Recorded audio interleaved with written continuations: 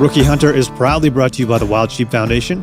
If you'd like to support their mission to put and keep wild sheep on the mountain, you can go to wildsheepfoundation.org to become a member, renew your membership, or become a lifetime member. You can even get yourself some badass WSF merch. All of that can be found at wildsheepfoundation.org. And while you're there, check out Sheep Fever, the official podcast of the Wild Sheep Foundation. Rookie Hunter continues to stay connected with Zoleo. If you're in the market for a new satellite communicator, now is the time to get it. You can save $70 on the device for a limited amount of time. All of the information can be found at Zoleo.com. That's Zoleo.com. And of course, we're partnering with our longtime friends at North Arm Knives. They've just opened up a brand new shop and are once again shipping out orders. Get yours today at northarmknives.com.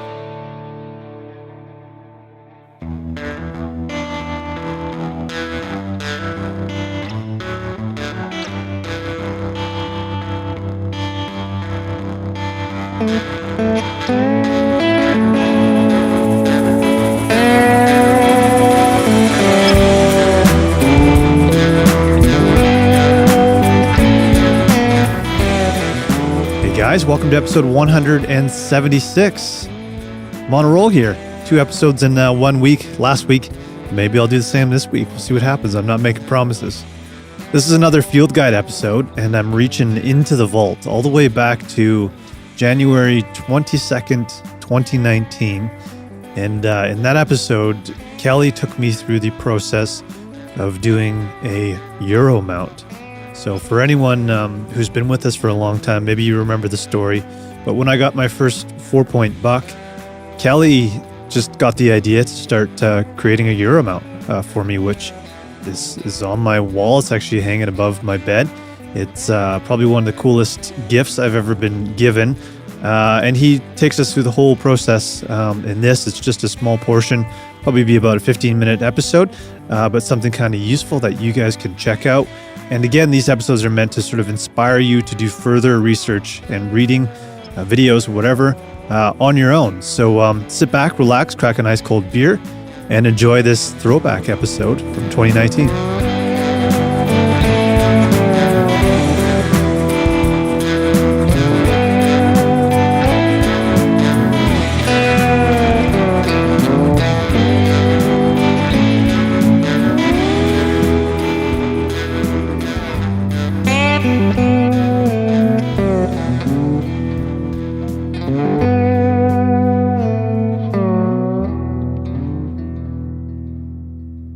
So for today, if you're ready for this, because this is all going to fall on you, I have no experience.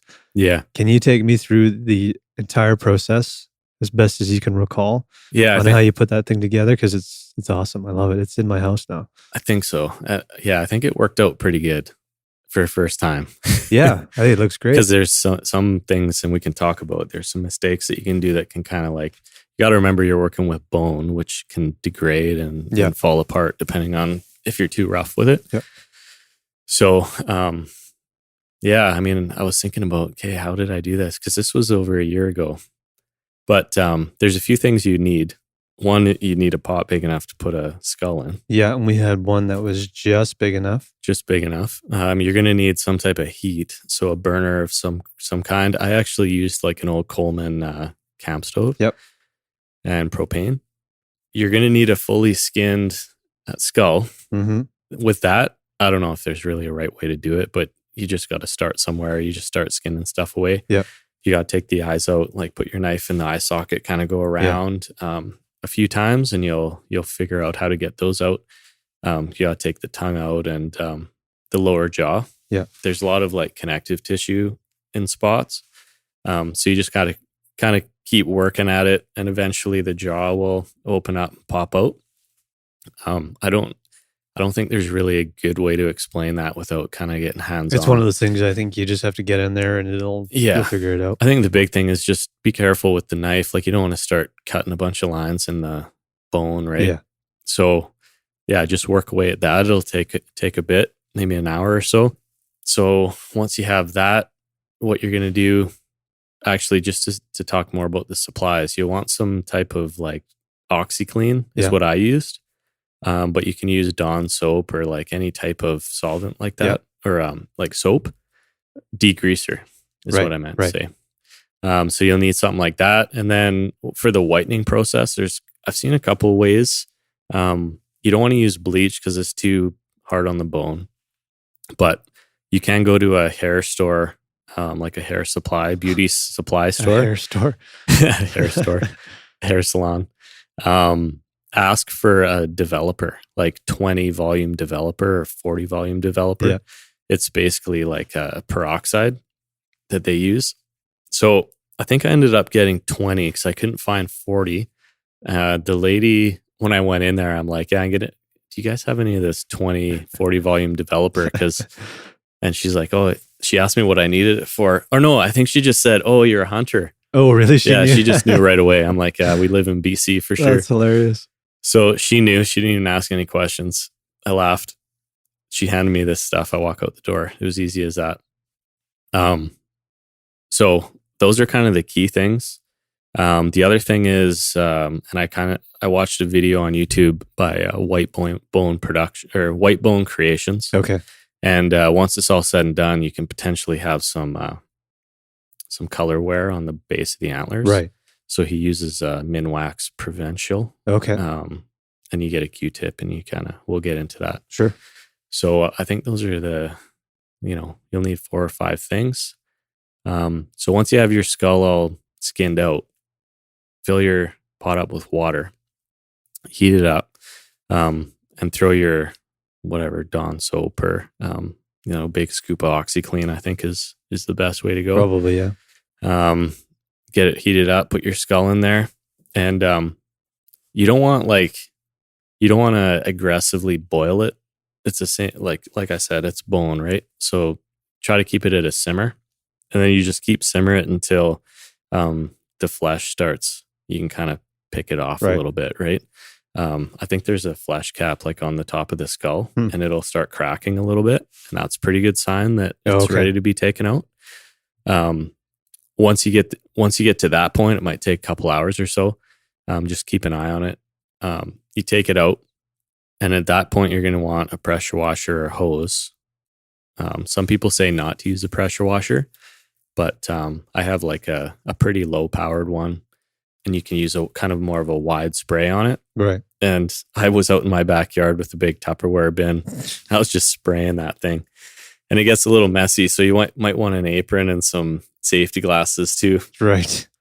So that's kind of the only, crappy part of this whole thing is you're going to make a bit of a mess. I'm still trying to figure out what the best way to do that is. I've heard of one guy using a bag, and he puts the skull in the bag, like a construction bag or something, and then he's using an air compressor. Yeah, somebody wrote in with that tip. Yeah, so maybe we could try that next time. But what you're going to have to do, and what I found, is that it's not like you boil it once and then you blow all that stuff out and you're good. Like, now you got to go throw it in there again, right? Boil it a little more, loosen stuff up a bit, then pressure wash it again. And I think I did it about 2 or 3 times. Each time, maybe a little shorter, like not 2 hours each time. The other thing, there's the ear holes in the skull. Yeah. You get in there with the screwdriver and kind of like break that stuff up a little bit inside. There's just a lot of like little cavities and stuff, right? So like nobody's going to look in the ear holes, and it's a natural hole anyway. So you just break stuff up in there. The brain will come out. You might have to get like some needle nose pliers and pull it out. It'll be all cooked and shrunken. The other thing, and I got this from that video on YouTube as well, is some people don't like to take the nasal cavity out, but he was saying like just go in there with needle nose pliers and pull all that stuff out. Just break it, pull it out. So if you look at yours, if you look up in the nose there's no like, usually there's a half, like it's split in half with the sinus cavity. Yeah. It's just completely open. Right. I just ripped all that stuff out. Where the eyes are, there's more sinuses in here. Yeah, okay. That's all fine. Like leave that. But you don't really want to slam the pressure washer in there either. You kind of want to go more from the backside, from the brain side. Yeah. So, because that stuff's pretty fine. So, yeah, you're kind of going back and forth, doing a little pressure washing, a little boiling.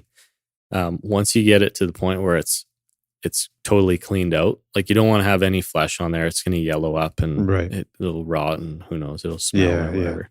So just make sure it's nice and clean. And then once you get to that point, I think I started with some fresh water. Hmm. And then that's when you dump that developer in there. Right. And I don't know. I don't know what the science is there, but I think I had a little, maybe a liter. Yep. For our American listeners, a liter of cola. But I think I had about a liter, maybe a liter and a half. I just dumped the whole thing in the pot. Yep. And then I filled the rest up with water. Right. And I think I went for about, I want to say 20 minutes or so. Hmm. I think if you end up with 40 developer or something stronger, then you might only want to go for 10 minutes. Right.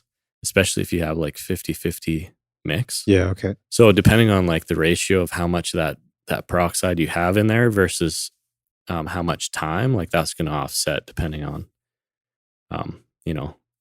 low amount of mix, longer time, and vice versa. Yeah. So, yeah, well, I think once you get to that point, it's pretty easy because you're just going to leave it in there, let it simmer a bit more in that mixture. And then when you take it out, just make sure you, if you have a chance, let it dry out in the sun. Because I think the sunlight really helps to whiten it up. Right. And then, you just wait for it to dry. Another thing I got from that video too, once it's all dried up, it's called Mop and Glow. Okay. It's like a floor cleaning, glossing kind of stuff. And he just gets his brush out and he paints the skull and the horns and everything with it. Cool. Which just, it kind of seals it up a little bit. Right. Just make it last longer. Yeah, and it gives it a little bit of a cleaner look. And at that point, that's when I got the Minwax, the Varathane or stain or whatever you call it. Yep. Get a Q-tip. And if you did end up with a little bit of, color damage on the base of the antlers, usually you want to like tape those antlers up with something like saran wrap. Okay. Before you put it in with the bleach. Or not the bleach, the peroxide. Yep. Try to protect them where you can. And if you do get a little bit of color damage, you just use this stuff with a Q-tip, this Minwax, and just slowly, patiently just keep layering it on. And like if you look at yours, you'd probably, if I wouldn't have told you, you'd never know that. And I think it was like 1 or 2 inches of complete white. Oh, wow. On the base of those antlers. antlers. You would never know. No. Yeah. So that was an awesome tip. And then I think you're pretty much done.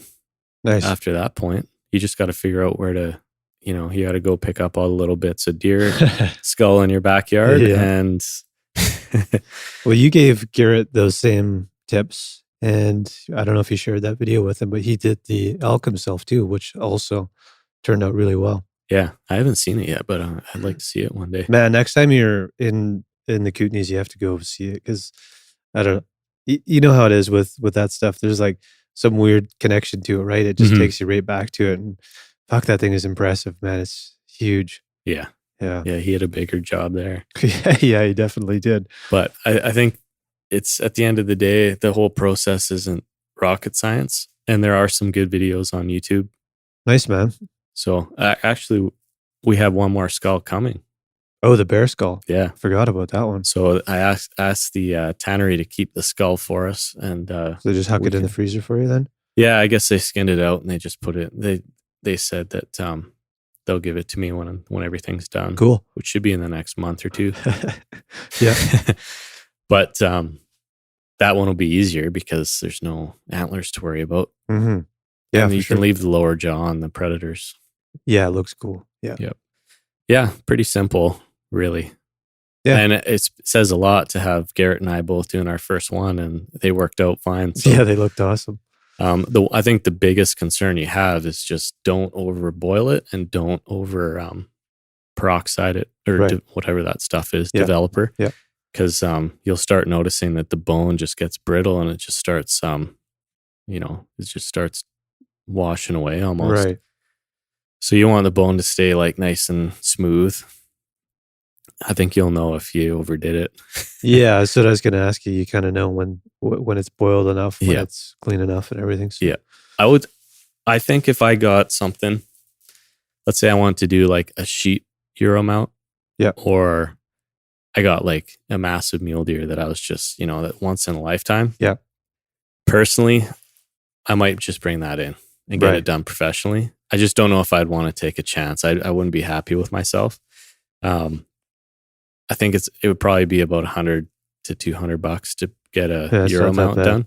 done. I'm thinking more on the sheep side of things, but yeah, I think if you want to save yourself, $100, $200, then just do it yourself. Yeah, definitely, man.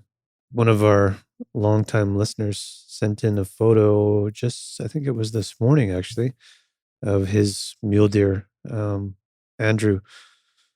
And I guess I can't remember the story behind it, but he had to leave it behind. I think he was in Alberta, Mm-hmm. and beautiful. I think it was a 4-point, and looks fantastic. He had it done professionally, and like you said, he said the same thing as you. Is like, it's kind of that once in a lifetime thing. You feel better to just let the pros take care of it and Yeah. come and collect it when it's done, because you don't want to make any mistakes with that. But Yeah. looks pretty awesome. Yeah. I mean, if you wanted to, if there were, say, 2 animals in your life that were, these amazing memories and this Mhm. amazing trophy that you got to keep, Yeah. I wouldn't be too opposed to just spending the $200 Yeah. or whatever it is. However, it is kind of cool that you did my first buck DIY, Yeah. and turned out really good. So I think I only did it too because, it wasn't like we were thinking, oh, we're going to mount this thing. Like we weren't all over. yeah, it was kind of, let's try it. Yeah. I mean, I don't know. It seemed like we were impartial either way. Yeah. So it was like, oh, well, this is a good time to try it. Yeah. But if you were like, oh, I'm stoked, I'm going to do a Euro mount with this thing. Yeah. If you had a full blown plan, then maybe we would have been a little more cautious with it. I'm not Maybe. sure. Yeah, I don't know. That thing's pretty special. Let's put it that way. Yeah. I look at it every day. Well, it's right above my bed. So Yeah. Yeah, you have to. Cool, man. I think that's good for this episode. Anything else? No, I don't think so. All right, let's get the hell out of here, Cal. Cheers. Cheers.